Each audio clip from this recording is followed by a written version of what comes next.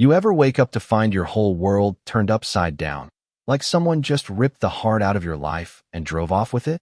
That's exactly what happened to me at 3 a.m. on a Saturday, staring at an empty garage where my '67 Camaro SS should have been gone, stolen, vanished like a bad dream.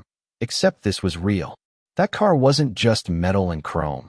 It was 3 years of sweat and love, rebuilt piece by piece with my dad before he passed. And now some punk had taken it, leaving me gut-punched and ready to lose it. I'm Jake Turner, 47, just a guy trying to live quietly in Willow Creek, a sleepy little suburb an hour outside San Diego. I'd moved here after my wife, Sarah, died in a car wreck 2 years back, hoping for a fresh start after 20 years as a sheriff in a rougher town called Redstone.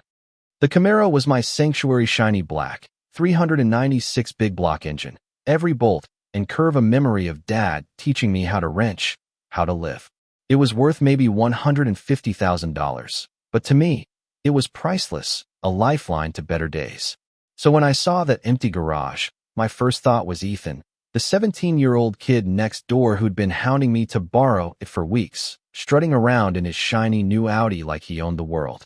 But before I could even dial 911, my phone lit up with a call from his mom, Karen Walsh, the queen bee of our HOA, accusing me of harassing her precious boy. Oh, you have no idea the storm she was about to unleash. Let me back up. I met Ethan a few months ago, washing the Camaro in my driveway, classic rock humming low from my old radio. Kid rolls up, all wide-eyed. Man, is that an SS? 396 V8, 4-speed Muncie. I was impressed most kids his age don't know a carburetor from a cup holder. We got to talking, bonded over car stuff, and for a minute, I thought, hey, maybe this kid's all right. Maybe he gets it. He'd ask about the restoration, how Dad and I hunted down original parts, how we spent weekends sanding rust and mixing paint to get that factory-perfect black. It felt good, passing on that passion. But then Karen showed up, clipboard in hand, all fake smiles and HOA power trips. Jake, love the car, but music in the driveway? It's disturbing the neighborhood vibe. I checked the bylaws, nothing about music. I told her so, calm as you please, but her eyes narrowed, like she wasn't used to being challenged. Ethan piped up, Mom, wouldn't a Camaro like this look sick in our garage? And Karen's smile tightened, like she was already scheming. That should have been my first red flag. Things got weird fast. Ethan started showing up every weekend, snapping pics of the Camaro, posting them online with captions like, future ride goals. His followers ate it up, hyping him like he was some car guru. Meanwhile, Karen kept dropping by with HOA nonsense grass too long. Mailbox not regulation size but always circling back to Ethan, how he's such a good kid, how he'd learned so much driving a classic.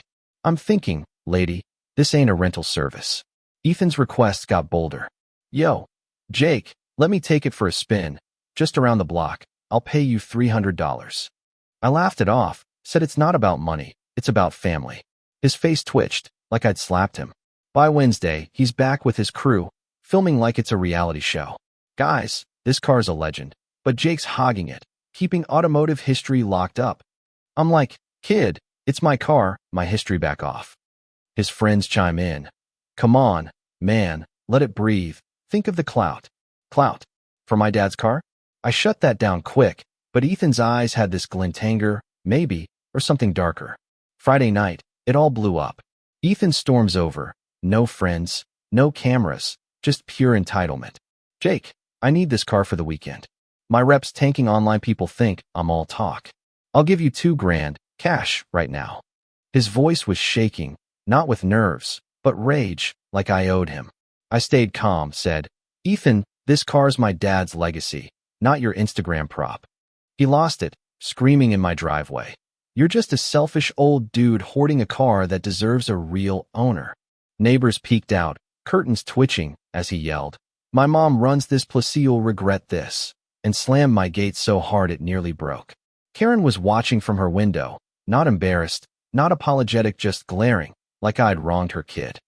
I knew then this wasn't just teenage drama. This was trouble. Saturday morning, I'm back in the garage, polishing chrome, trying to shake off the week's nonsense. Radio's playing Springsteen, sun's shining, and for a moment, life feels normal. Then Karen calls 911. I don't know it yet, but she's on the phone, voice all shaky for the operator. I need to report a neighbor harassing my son, luring him with this fancy car, then threatening him when he set boundaries. Luring? Threats? I'm wiping down hubcaps, not plotting crimes. Officer Daniels shows up, polite but serious, says he's got a report about me intimidating a minor. I invite him in, offer coffee, lay out the truth. Ethan's demands, his meltdown, Karen's HOA power plays. Daniels is scribbling notes, asking smart questions, when my neighbor Lisa runs over, phone in hand. Jake, Ethan just stole your car? I got it on video.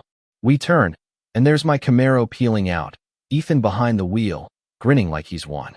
Karen standing there, jaw dropped, stammering. He must have thought he had permission. Daniels isn't buying ids on the radio, calling in a stolen vehicle, license plate, GPS tracker data I'd installed for insurance. Yeah, I'm not dumb. A $150,000 car gets protection.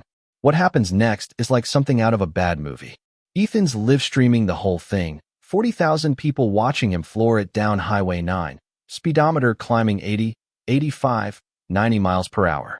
His voice is cocky at first, told y'all I'd get this beast, but it cracks as sirens wail behind him. Comments flood in, dude, you're screwed, RIP your life. Karen screaming at Daniels, stop this, he's just a kid.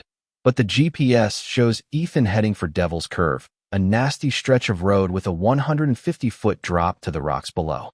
I know that road patrolled it for years. That Camaro's got old-school suspension, drum brakes, no traction control. At 90 miles per hour, it's a death trap. Daniels' radio crackles. Suspect vehicle approaching Devil's Curve, erratic driving. My heart sinks. I want to grab that radio, tell them how to cut him off, but I'm just Jake the car guy here, not Sheriff Turner. Then it happens. Ethan hits the curve too fast, tires scream, the car slides, smashes the guardrail, and tumbles into the ravine. The live stream cuts to black, just the sound of crunching metal and shattering glass. 3 years of my dad's love, gone in seconds. Paramedics pull Ethan out, banged up, but a live concussion, broken arm, cuts everywhere. The Camaro's a twisted wreck, engine block crushed, bodywork shredded. I get to the scene in Daniel's cruiser, and seeing it up close feels like a funeral. Every dent's a memory of Dad, every broken part a piece of my heart. Ethan's in the ambulance, mumbling to the paramedics, I stole it. I'm sorry, I just wanted to look cool. Karen's there, frantic, trying to spin it. Honey, you're confused. Jake gave you permission, right? But Ethan's done lying. No, Mom, I broke into his garage, took the keys. You told me to stand up for myself. Body cams catch every word, and Karen's face goes ghost white. Daniels is piecing it together. Ethan's theft, Karen's fake 911 call, the social media posts bragging about it. The insurance guy shows up, takes one look, and says, total loss, Mr. Turner. We'll settle at $150,000. $150,000 sounds like a lot, but it doesn't buy back my dad's laugh or those Saturday mornings in the garage. Then the plot twists. Daniels runs my name through the system standard procedure and freezes. Mr. Turner, are you Sheriff Jake Turner from Redstone? Busted.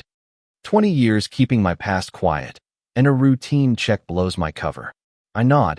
Yeah, different county, but that's me. Wanted to handle this as a civilian. Daniel's whole vibe shifts, like he's talking to a boss now.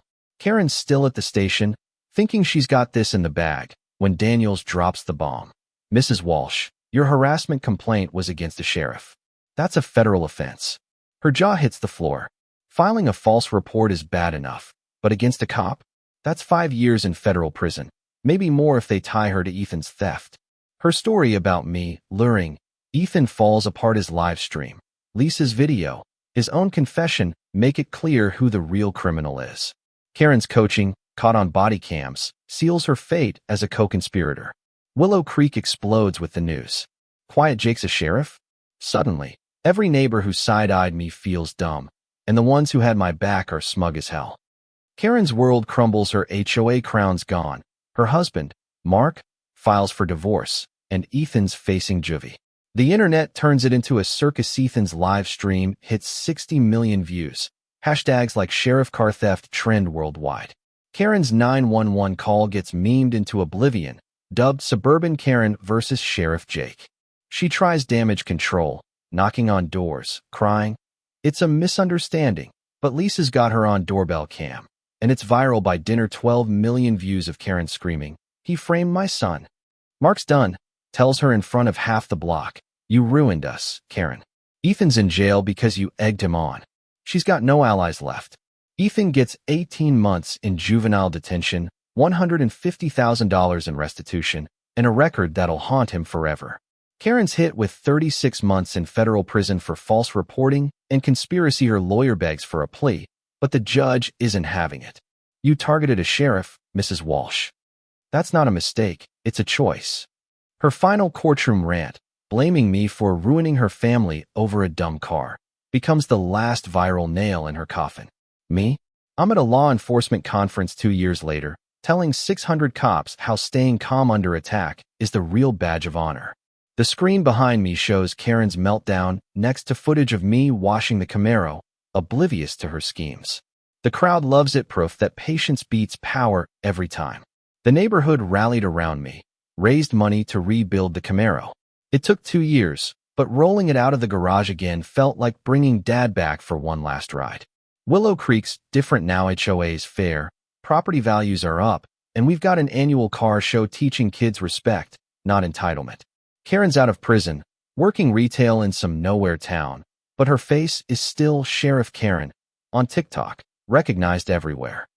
Ethan's at an auto shop, paying off his debt, no trust fund, no college, just consequences. Me, I learned you don't need a badge to earn respect, just a steady hand and a clear head. But here's the kicker. The night Ethan took my car, there's something I never told anyone, something that could have flipped this whole story if it got out. What do you think it was? Drop it in the comments, let's hear your theories. And tell me, have you ever dealt with a neighbor like Karen, or seen entitlement blow up like this? Hit that like button, share this with someone who needs a wild story, and let's talk about what justice really looks like.